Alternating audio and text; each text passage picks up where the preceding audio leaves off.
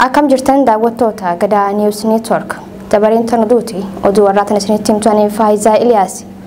Hidhamtoonni siyaasaa kanneen akka obbo Jawaar Mohammad Baqqalaa Garbaa fi eeyidoonni Jawaar Mohammad akkasuma Hamzaa Booranaa fi Shamsaddiin Xahaa dabalatee waajjira poolisii sadaffaa kan Piyaasaa turuun isaanii ni yaadatama.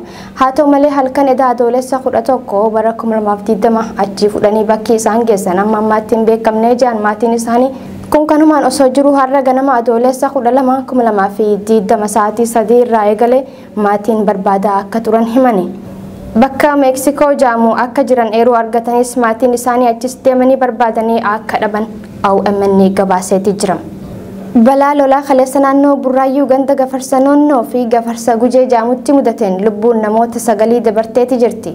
Warshaalee gurguddaa, manneen jireenyaa, suuqota, dhaabbilee mootummaa fi manneen amantaa lolaa kanaan mancaaniitti jiru jaame. Gabaasa BBC Na'imaa Umarakkatan isiniif qindeessiti. Balaa lolaa kaleessa naannoo Burraayyuu ganda gafarsa naannoo fi gafarsa gujee jaamutti mudateen lubbuun namoota 9 dabruun qabeenyi guddaan manca'u waajjirri dhimmoota kominikeeshinii magaalichaa BBCtti hime. Itti gaafatamaa waajjirichaa obbo Abdallaa Tibbeessoo BBCtti akka himanitti lolaa hamaa kaleessa aanaa sabbataa hawaas ganda jaamu irraa gara magaalaa Burraayyuu ganda gafarsa naannoo fi gafarsa gujeetti dhufeen lubbuun namoota 9 dabruu himuun namootni achi buuteen isaanii dhabame barbaadamaa jiraachuu himan. Lolaan kun gaara wacaacaa jaamu kan aanaa sabbataa hawaas keessatti argamu irraa akka gara gandoota kanneenii dhufe himan obbo Abdallaan. Magaalaa Burraayyuu jalatti jiraattonni ganda gafarsa naannoo fi ganda gafarsa gujee jaaman keessa jiraatan irra miidhaa guddaa geessisuu himan. Reeffi namoota lolaa kanaan du'anis miseensa raayyaa ittisa biyyaa fi dargaggootaan barbaadamaa jira jedhan. Kana malees maatiin tokko tokkos nama hanga ammaatti dhaban galmeessisanii barbaadaa akka jirantu himam. Haaluma kanaan namoota eenyummaan reeffi isaanii adda baafame amma bakka dhaloota isaanii gara godina Shawaa Lixaa aanaa jaldutti gaggeeffamuu himan obbo Abdallaan. Irra caalaan namoota lolaa kanaan fudhatames namoota hojiif godinaalee biraa irraa dhufan tahuu akka hin oolle himanii jiru. Reeffa namoota argamanii adda baasuuf akka hojjechaa jiranis himanii yoo eenyummaan isaanii baramu gara maatii isaaniitti gaggeessuuf jiraattota waliin tahuun bulchiinsi magaalaa Burraayyuu hojjechaa akka jiru dabalanii himanii jiru. Obbo Abdallaan qabeenyi manca'ee ammaaf hin tilmaamamne ja'a. Haa ta'u malee qabeenyi barbadaa'e guddaa ta'uu himan. Warshaalee gurguddaa, manneen jireenyaa, suuqota, dhaabbilee mootummaa fi manneetiin amantaa lolaa kanaan manca'anii jiru ja'a. Manni amantaa kiristaanaa guddaan tokko qabeenya achi keessa jiruu fi mana barumsa waldayichaa waliin guutumaan guututti lolaan manca'ee jira. Mooraan isaas fudhatamee jira. Qabeenyi achi keessa jirus hin hafne jedhan hoggaa haala ture himan. Dhaabbanni fayyaa mootummaa guddichi keessa ture tokkos guutumaan guututti manca'uu himan obbo Abdallaan. Manneetii jireenyaa lolaa kanaan manca'an lakkoofsaan adda baasuu baannus hedduu tahuu mirkaneeffannee jirra jedhan. Suuqonnii fi qabeenyi achi keessa tures guutumaan guututti manca'uu dubbatu. Warshaaleen gurguddaan garagaraas akkasuma manca'uu himuun humni lolaa mudatee guddaa ta'uu himan. Horiin gaafaa re'eettiin hoolonnii fi fardeen du'anii dirree keessa ciciisaa jiran konkolaataan uummata deddeebisu lolaa kanaan fudhatamee daandii cinatti darbamee akka jirus himan. Koreen namoota miidhaman deeggaruu fi deebisee akka dandamatan godhuu danda'u hojii eegalus himanii jiru. Obbo Abdallaan jalqaba aanaa sabbataa hawaas keessatti cabbii cimaatu roobee ture je'ee sanumaatu gara lolatti jijjiiramee humna guddaan dhufe jechuun hime. Seenaa bulchiinsa magaalichaattis balaa guddaa akkasii arginee hin beeynu jedhan. Balaan lolaa bara kanaa biyyoota Afrikaa bahaa keessatti hammaachuu akka malu ogeeyyonni ragaa qilleensaa himanii turan. Godina Jimmaa magaalota adda addaa keessatti lagannaan gabaa guyyaa lammaffaa haala gaariin itti fufee kan oole tahuu jiraattonni Gnn News Networkitti himani. Magaalonni akka Deedoo, Saqqaa, Shabee, Yabbuu, Sarboo, Geendee fi kan kana fakkaatan balbala isaanii cufachuun duula lagannaa gabaa guutuu Oromiyaatti qeerroon labsame hojiitti kan jiraachuu maddeen Gnn News Networkitti himani. Maamad Fantaallee dabalata qaba. Godina Jimmaa magaalaa Jimmaatti lagannaan gabaa guyyaa lammaffaa haala gaariin itti fufee kan oole ta'uu jiraattonni Gnn News Networkitti himan. Guyyaa kaleessaa Adoolessa 11 bara 2020 magaalaa Jimmaatti suuqiiwwan, shaqaxaawwan, hoteelotaa fi manneen nyaataa hedduun cufamanii ooluun addeeffameera. Duula lagannaa gabaa guyyaa lammaffaatiin ammoo qeerroon Jimmaa daandilee magaalaa Jimmaa fi magaalota biroo wal qunnamsiisan hedduu cufuun sochii konkolaataa dhaabsisanii jiru. Waraanni mootummaa baay'inaan magaalaa keessa bobbaafamee daldaltoota suuqii isaanii cufatan hedduu humnaan bansiisaa jiraachuus maddeen keenya ibsanii jiru. Qeerroowwan duula lagannaa gabaa kanaaf hawaasa kakaasaa turan hedduun humnoota tikaa mootummaatiin mana hidhaatti guuramaa kan jiran ta'uu jiraattonni magaalaa Jimmaa Gnn News Networkitti himaniiru.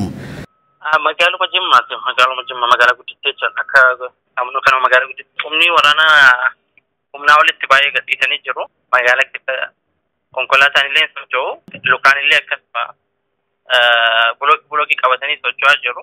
Namoonni baay'een yoo lagatan yoo suuqa isaanii banachuu hafan jechaadha. Baay'ee irra deemanii tamsaa turanii. Akkasuma deebi'ee ammas namoota takka immoo daandii cufan arganii hidhuu jiru. Fakkeenyaaf Didoon jira, Saqqaa jira, Shabee jira. Akkasuma magaalaa Yabbuutu jira. Magaalaa Yabbuu irratti gaafa duraa mormiin akka jabaa taasifamee jira. Ijoollee baay'een achirraallee hidhamtee jirti. Naannuma magaalaa Jimmaatti aanaa maannaati. Godina Jimmaatti magaalonni akka Deedoom, Saqqaam, Shaabeem, Yabbuu, Sarboo, Geendee fi kan kana fakkaatan balbala isaanii cufachuun duula lagannaa gabaa guutuu Oromiyaatti qeerroon labsamee hojiitti hiikanii jiru. Akka gabaasa maddeen keenyatti raayyaan ittisaa mootummaa Itoophiyaa fi humnoonni addaa poolisii Oromiyaa garasitti buufaman magaalota godina Jimmaa hedduu keessa bobbaafamuun qindoominaan daldaltoota balbala isaanii cufatan reebuu fi doorsisuu itti fufanii jiru. Garuu hawaasni dursee hoggansa qeerrootiin waan itti qophaa'eef duulli lagannaa gabaa guutuu Oromiyaatti jalqabee godina Jimmaatti milkiidhaan cimee itti fufuu jiraattonni himaniiru. Godina Arsii Bahaa magaalaa Saddiiqaatti lagannaan gabaa guyyaa lammataa itti fufee kan oole yoo ta'u daandiin guddichi Baalee fi Diida'aan wal qunnamsiisa akkasumas kan Saddiiqaan Gaasaraatti baasu cufamuun gabaafame. Roobee Diidaa keessatti humnoonni mootummaa nageenya hawaasaa goolaatti jiranii dargaggoota magaalattii adamsuun iddoo jireenyaa sanirraa baqachiisaa jiru. Kanneen hidhamanis baay'ee ta'uu maddi keenya hun addeesseeti jira. Poolisiin Oromiyaa oraalii tokkoon yeroo ammaa rasaasa samitti dhukaasaa magaalaa seenanii jiru jiraataan magaalattii yaadasaa GNN'if kenne. Magaalaa Saddiiqaa fi Roobee keessa doorsifni hamaan gara mootummaatiin dargaggootaa fi manguddoota irratti gahaa jiru komii dhalche. Ta'us garuu manneen daldalaa, manneen nyaataa fi kanneen biroo hedduun hamma guyyaa murteeffamanitti kan cufamanidha jedhe jiraataan garasii yaada isaanuuf kenne. Godinaatti magaalaa Saddiiqaa Tolemee duulli lagannaa gabaa akka Oromiyaatti labsamee jira. Guyyaa kaleessaa itti oole. Har'a maaltu jira? Saddiiqaa naannawaa keessan maaltu jira haarofti? Magaalaan Saddiiqaa fi Roobeellee akkuma jiruun doorsisaa hamaatu jira gara mootummaatirraa. Waraanni federaalaa yookaan immoo waraanni haaraan amma hidhamee jirame. Inni biyya keessa seenee hedduu ijoollee doorsisaa jira. Daandiin kaleessallee har'allee cufaa ture. Oduu keenya birootiin godina Arsii lixaa magaalaa Dodolaatti reebichaa fi doorsisaa hamaan humnoota waraana mootummaa nafxanyaatiin nurra gahaa jira jechuun komatu hawaasni magaalattii. Haa ta'u malee magaalattiin akkuma guyyaa kaleessaa cufamteetti oolte waraanni mootummaa baay'inaan garasitti qubsifaman suuqiiwwanii fi iddoowwan daldalaa biroo dirqamaan hawaasa barsiisuuf yaalanillee kan hin milkaa'in ta'uu odeessi garasiin dhaqqabe kan mirkaneessuudha. Humnoonni mootummaa hidhatan kunneen yeroo ammaa kanatti manneen namaa irra naanna'uudhaan caccabsaa kan jiran yoo ta'u uummanni garuu ajaja isaanii guutuuf kan hin hayyamnedha jiraataan kuni. Lixa Oromiyaa godinaalee akka Wallagga Lixaa, Wallagga Bahaa fi Qeellam Wallaggaa dabalatee duulli lagannaa gabaa guyyaa lammaffaaf itti fufee ooleeti jira. Humnoonni itti mootummaa namoota nagaa reebaa jiru jaame gabaasa dabalataa Muhammad Morkamaa Akkeechaanatu isiniif dhiyeessa. Oromiyaa godinaalee fi aanaalee garaagaraa keessatti duulli gabaa lagannaa akkuma itti fufetti jira. Kanumaan wal qabatee lixa Oromiyaa kan taate Wallaggaa Lixaa, Wallagga Bahaa fi Qeellam Wallaggaa keessatti duulli lagannaa gabaa guyyaa lammataa bifa qindoomina qabuun geggeeffamaa jira.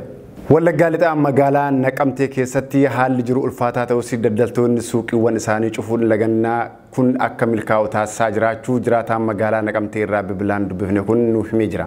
Warroonni kaadiree mootummaa ta'an tajaajiiwwan ofii isaaniitiin namoota ofii fedhan qofaaf gurmeessanii bitan qabachuudhaan magaalaa keessa deemaa hawaasa nagaa goolaa akka jiran jiraataan kun nuuf ibsee jira. Magaalaa Kanuunnoo Gumbii Gimbii fi Shaambuu dabalatee lixa Oromiyaatti lagannaan gabaa haala gaariin godhamaa jiraachuu dubbata jiraataan dubbifne kun.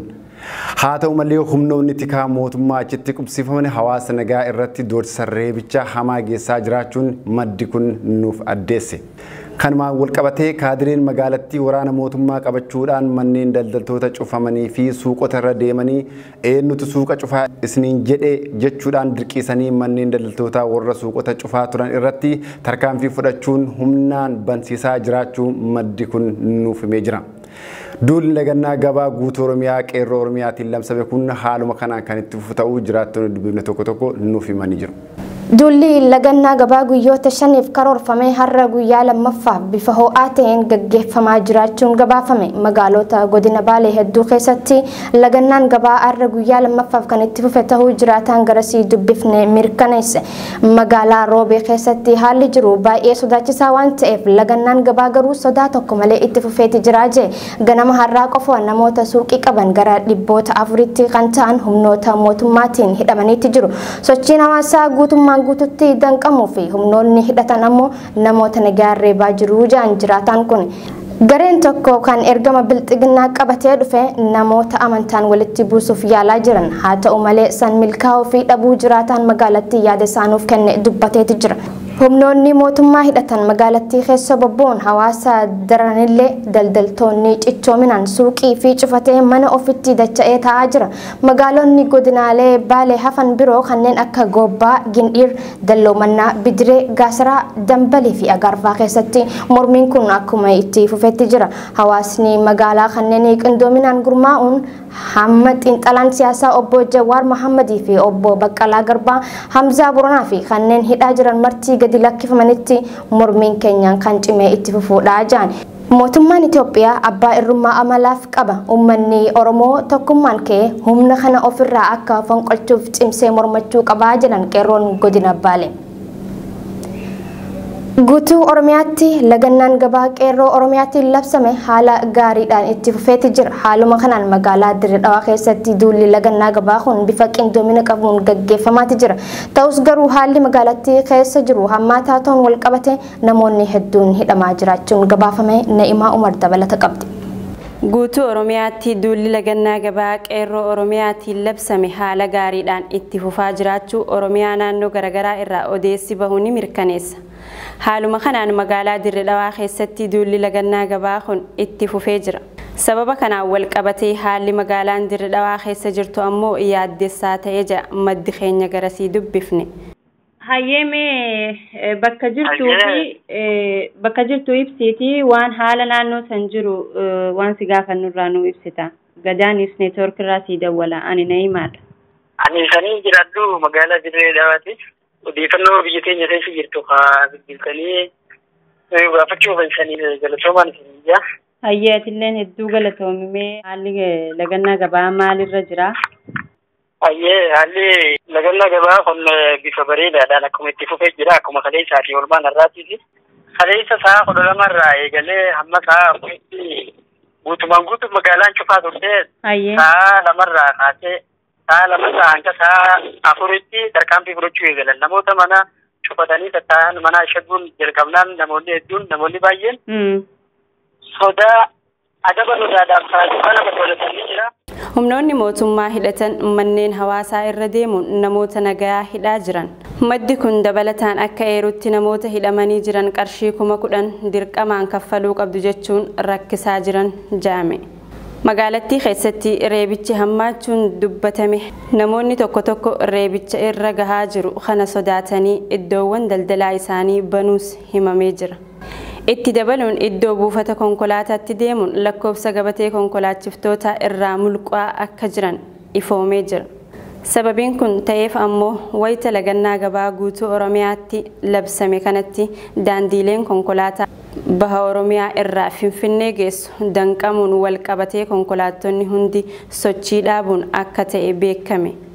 Magaalattii keessatti namoonni hidhaman heddummaachuu irraa kan ka'e baay'inni namoota hidhamanii adda baasuuf ulfaataadha jechuun himame. Erga ajjechaa gooticha Oromoo artistii Haacaaluu Hundeessaatti raawwatameen walqabatee hidhaa fi ajjechaan Oromiyaa godinoota adda addaa keessatti humnoota mootummaatiin raawwatamaa turuun ni yaadatama. Uummanni xiiqiin guutame kun hidhaa fi dararaan of duuba nun deebiftu hooggantoonni siyaasaa kanneen akka obbo Jawaar Mohaammed, obbo Baqqalaa Garbaa, Hamzaa Booranaa dabalatee hidhamtoonni hidhaa jiran marti hamma gadi lakkifamanitti mormiin jalqabame itti fufa jechuun dubbatan. Talagaa daawwattoota keenya kabajamoo fi jaalatamoo oduu warraan tan isiniif qabnu kanuma fakkaata. Gama ogummaa teeknikaatiin Abdii Jamaal ture. Hangama kiyyaan nagaatti isin jechaa sagantaalee GNN tan nafti waliin turtii gaarii.